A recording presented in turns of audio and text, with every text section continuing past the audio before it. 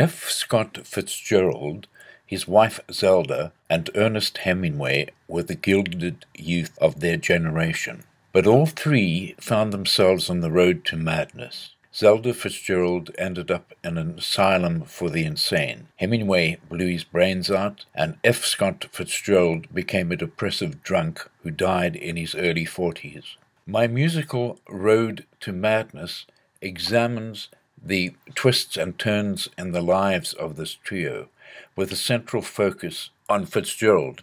It all takes place in purgatory, where they are interviewed by someone who has a deep nostalgia for the period Fitzgerald wrote about, even though that was long before she was born. The show, which has a cast of 4, opens in darkness as the 4 reflect on the fleeting nature of fame and life in general in the song Bask in the Glory.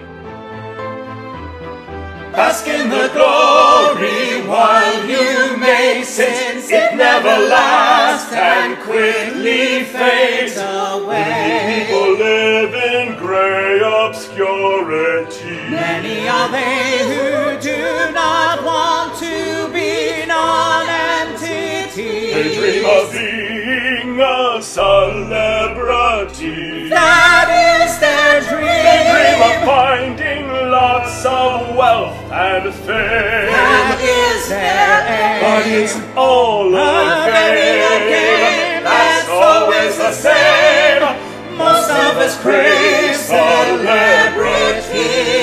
That's what the records show. But beauty and fame may not last long, and very soon may go. It's always so. Bask in the glory while you may, for glory will fade too soon. Things that you take as fact today may be gone with tomorrow's moon. We love can go so soon. Many are those who think. Fitzgerald is disorientated and confused as the lights come up on him sitting in a chair while mists roll across the stage.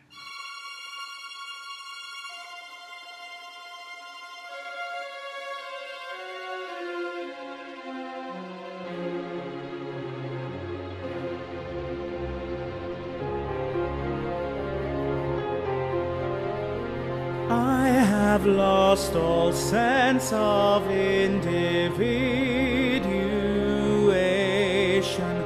I cannot tell exactly where my life's horizon ends. I feel that I am caught up in some never-ending dream, along a misty road that's full of potholes, twists and bends. Sometimes I have a hard time remembering who I am, while other times I see things with a painful clarity. I cannot tell the time, whether it's day or night. I cannot see just what defines reality.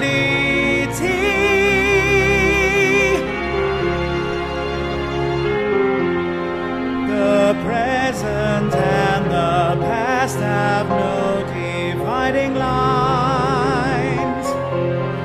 All intersections blur, there's nothing clearly to be seen. I'm on a path that does not have direction signs at all, and keeps returning me to the same old places I have been. Where do I go from here? I really do not know.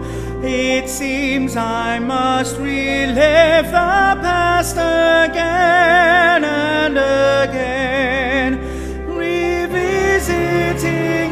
scenes of both ecstatic joy and pain, and try to make some sense of things that happened long ago.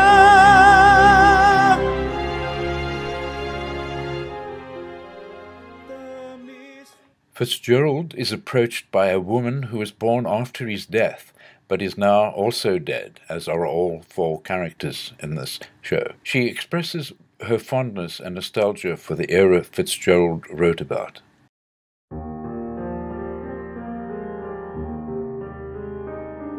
I often feel a deep sense of nostalgia for certain things that happened long ago. I seem to have these thoughts of times and places that I was simply far too young to know. It might seem strange that I should have these yearnings for times before my birth, and yet it's true. I just can't stop myself from being haunted by nostalgia for a time I never knew.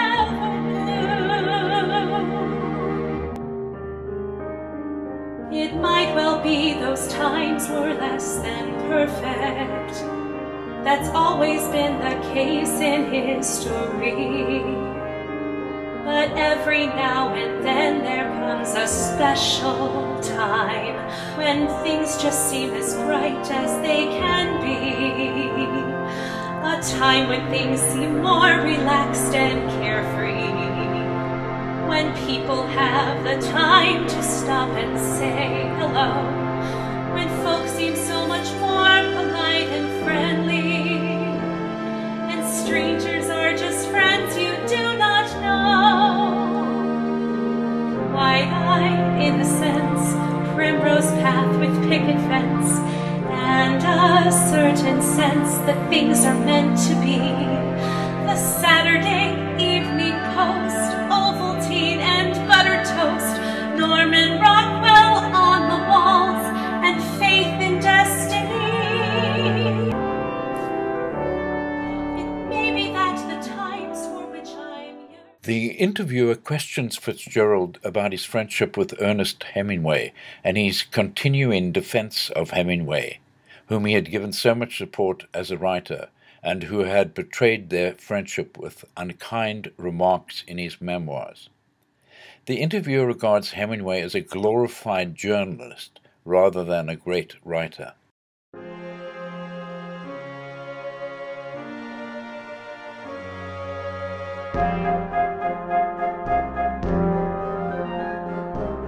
A man who tried so hard to prove what a man he was.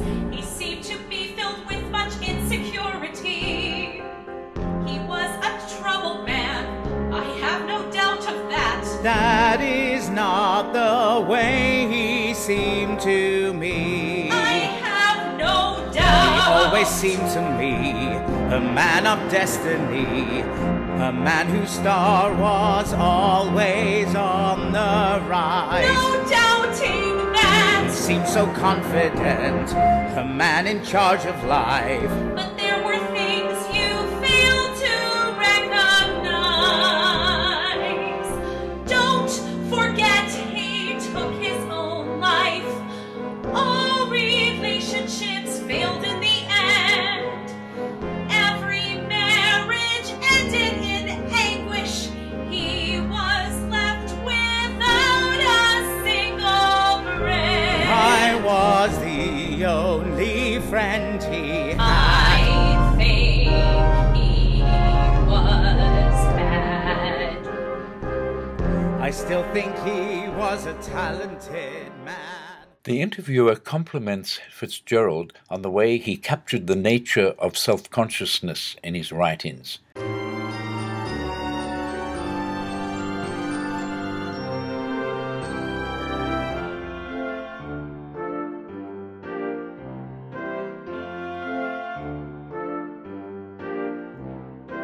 I was so self-conscious and shy as a child. The same with me. I was a gawky and crass adolescent, Each part of me seemed to move independently. I never knew what to do. I know just what you went through. When I tried to talk to girls, I just became nervous and tongue-tied, awkward as all get out. Just like Basil in those stories you wrote about. Yes, I remember it too. I was uncertain of myself and my looks. The same with me. And so I locked myself away with my books. Each of my limbs seemed to have a mind of its own. I never knew what to do. I know just what you went through. Your books were a great source of comfort to me. They took me away from the world that I knew. You were a refuge for shy people everywhere. I'd like to think that is true. Yes, it's true. I found it hard to relate to the other kids. I never had any really close friends. I lived my life in the world of my imagination. All I could do was pretend.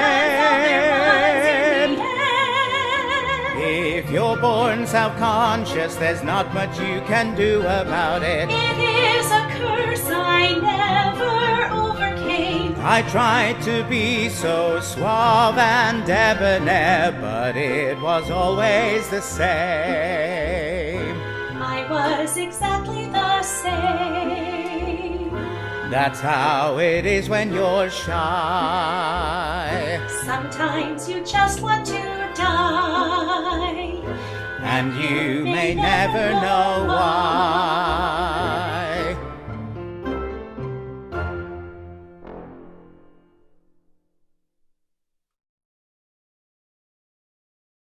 Zelda Fitzgerald, who died in a fire at the asylum, appears dressed in a charred gown.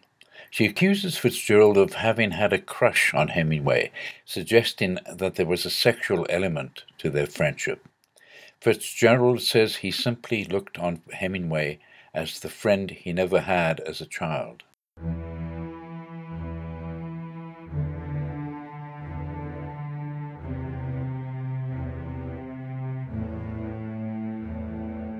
I just wanted a good friend, nothing more than that. I had hoped he'd be a pal. I never had a close friend when I was young. That is all there is to tell. When we met, I thought that maybe we could have a lot to share. Someone who could be the brother I never had. He seemed an answer to a prayer. I can quite relate to that. It was my dream too.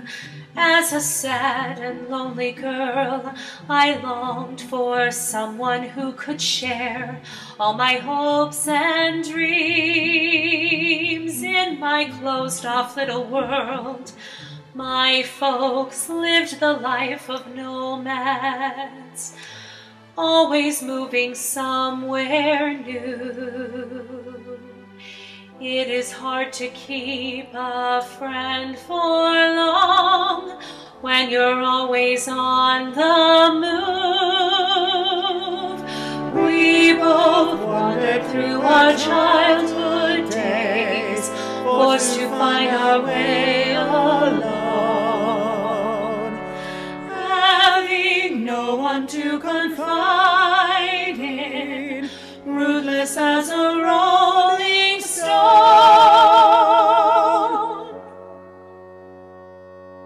I only found what loneliness was all about when I gave my heart to you. I know you felt yourself adrift every time that I had a lot of work to do, but there was never anybody else that I cared for as much as you. I no longer know what I believe, know what is false and what is true.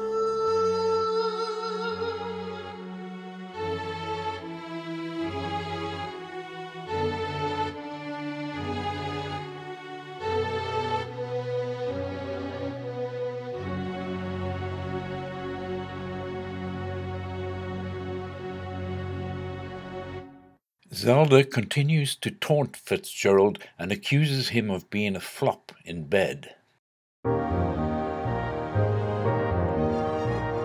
You don't know Francis, the lousy lover. He is a sad, total flop in the sack.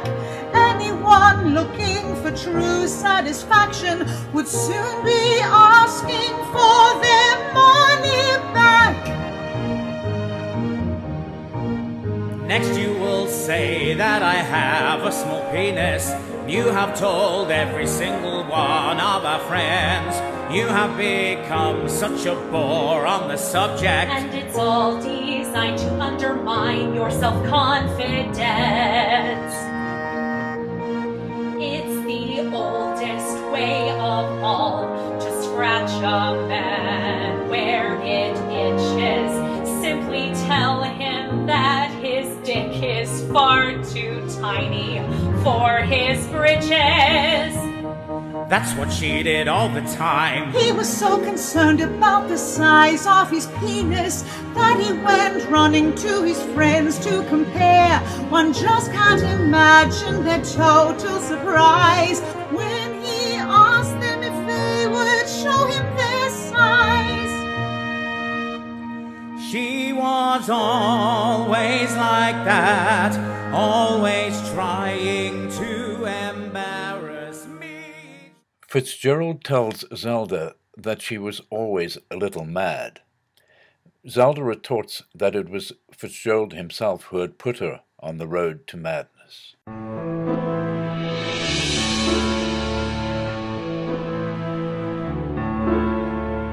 You can have no idea what you have put me through, even if you did not wish it to be. I became jealous of all things that focused your thoughts in a way that took some of your attention from me.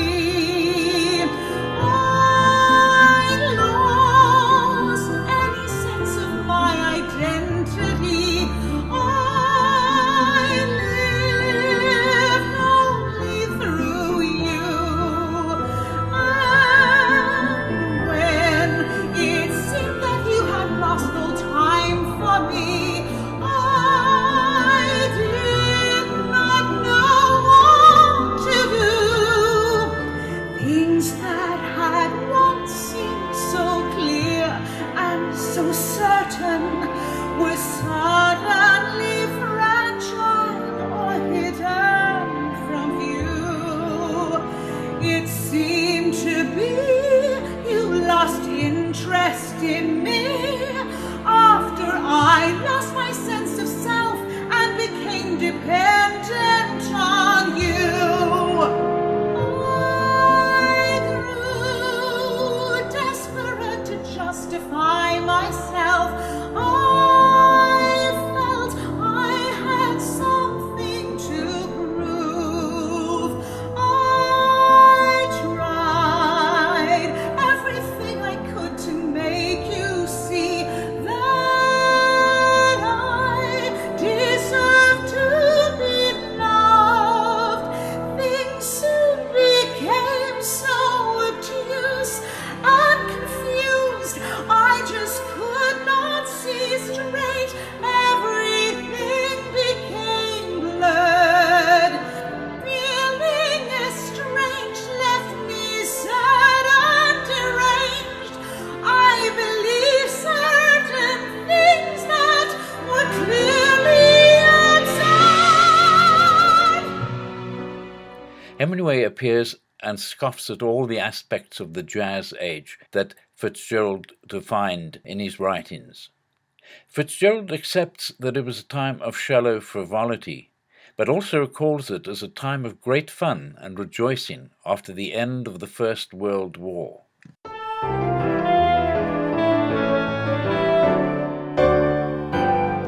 The war had ended, it was time to celebrate. The world was at peace, a time of innocence and love. Such frivolous time. A time to leave behind the worries of the past. A new day dawned for everyone. And oh, what a time it was, everyone doing the Charleston. With every responding bright lipstick and bobbing her hair. Oh, what a farce. The boys all dressed in zoot suits, trying hard to look stylish and debonair, and everyone acting as if they were free of all cares. Those words, so dumb and silly, that silly old song. yes, We have no bananas. We have no bananas today. we all became investors in a rising tide of Blinded hope, by greed. with stocks and shares increasing every day. It never could last. And everyone grew richer while their shares went through the roof. And life just seemed so great in every way. And oh, what a time it was, everyone doing the Charleston, with every ghost fighting. Hemingway sneeringly dismisses this era as a mindless waste of time and energy. The interviewer retorts that Hemingway stripped life of its richness and diversity in his minimalistic prose. You stripped the soul and the fun from existence when you scaled down every thought, every sense. You led the way to the start of an era that finally put an end to innocence. That is not true. You're deluded. All that I did was distill what had been.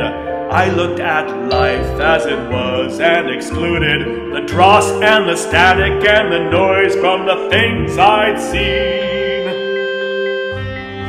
Living life to the full means to use all your senses. How can you connect at all behind that wall of your defenses? Who is to blame for a world drained of beauty? People like you.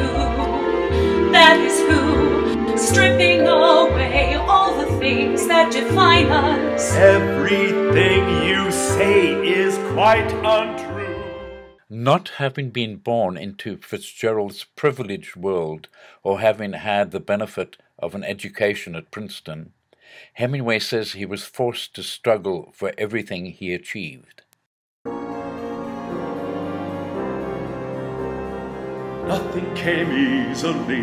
I had to work so hard to make my name.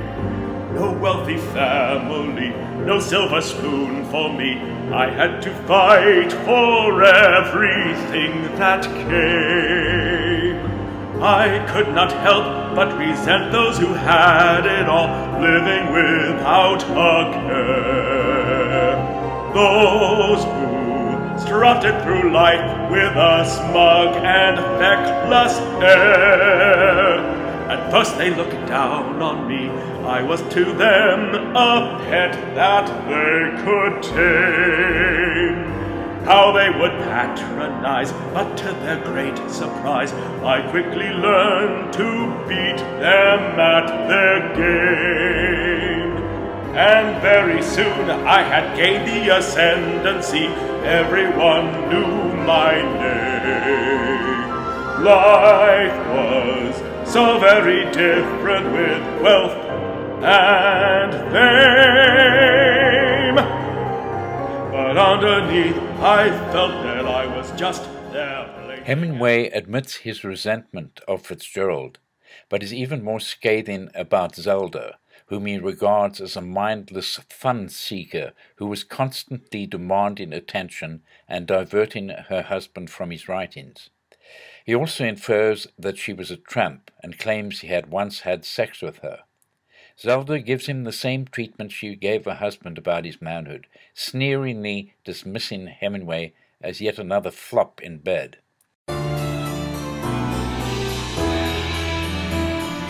You just resented me because you knew that I could see through you.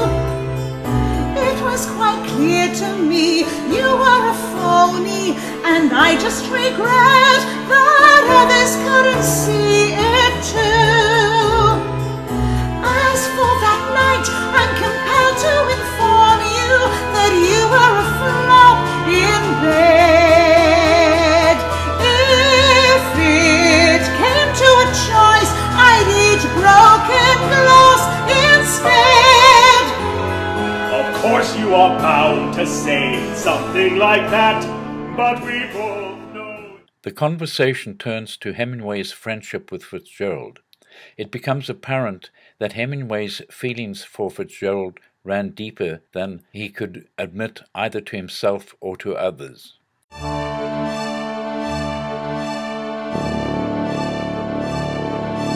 I could never find the words to express the things that lay deep inside of me. Thoughts of tenderness and love stayed locked up inside in a vault without a key. I saw sentiment as weakness, something I could not abide.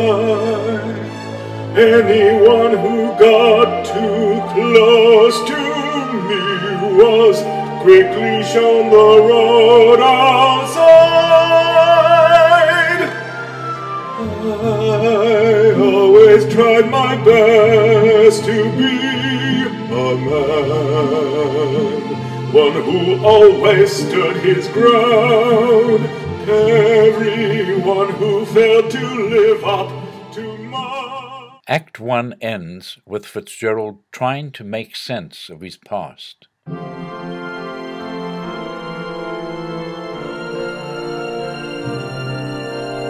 Thinking of events in my life, I just wonder if I could have changed the course of things that happened, or were they always meant to be?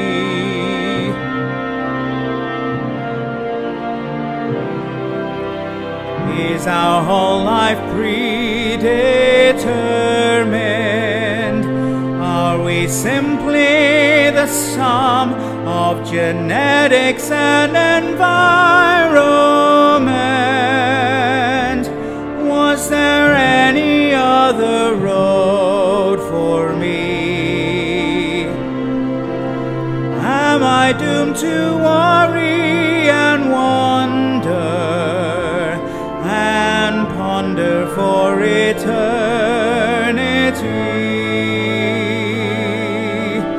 How much of the blame should I carry for the shame of the troubles that ensued when my muse deserted me? I replay it over and over to try to find some clarity. Just like a mirage, it remains beyond my reach and leads to more obscurity. purgatory's a